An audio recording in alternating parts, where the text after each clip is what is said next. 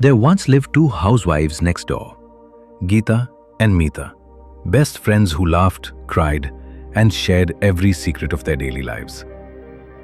Both had caring husbands, children, and loving families. Yet between cooking, cleaning, teaching their kids, taking care of in-laws, and juggling endless chores, both often felt restless and angry for no reason. Even small things made them lose patience. One evening, they decided to join a meditation class nearby, hoping to find peace in the middle of their daily storm. The first few days felt refreshing, but within a week, Mita grew impatient. "Geeta, this is boring," she said softly. "I can't focus. I feel sleepy the moment I close my eyes. I'll feel more relaxed watching my serials."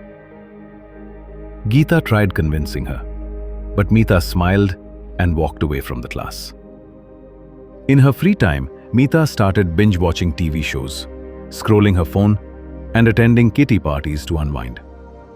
It felt like freedom, but soon, life started showing its cracks.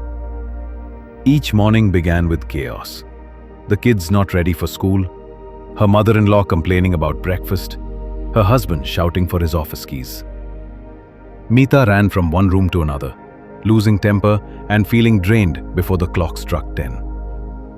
She stopped exercising, started drinking coffee 4 to 5 times a day just to stay awake, and her sugar levels began rising.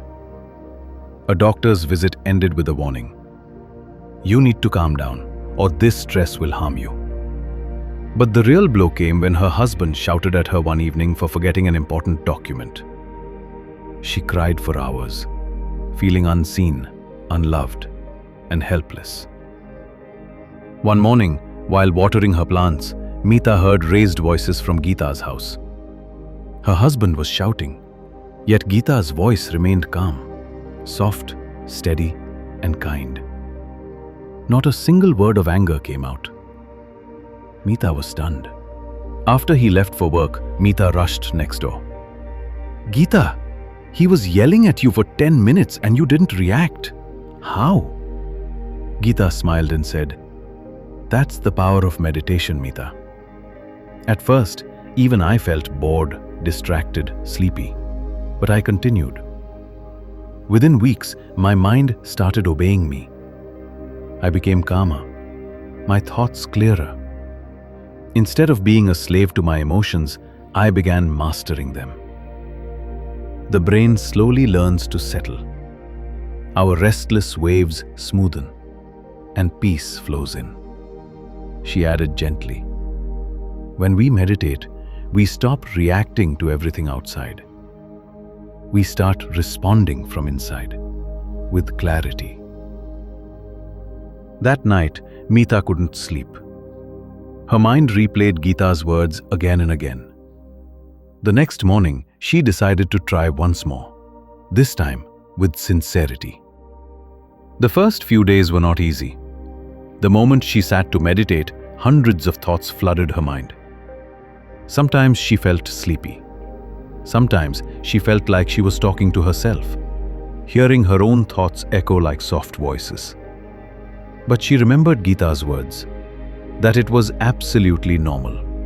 It was her restless mind trying to settle, her thoughts slowly untangling themselves.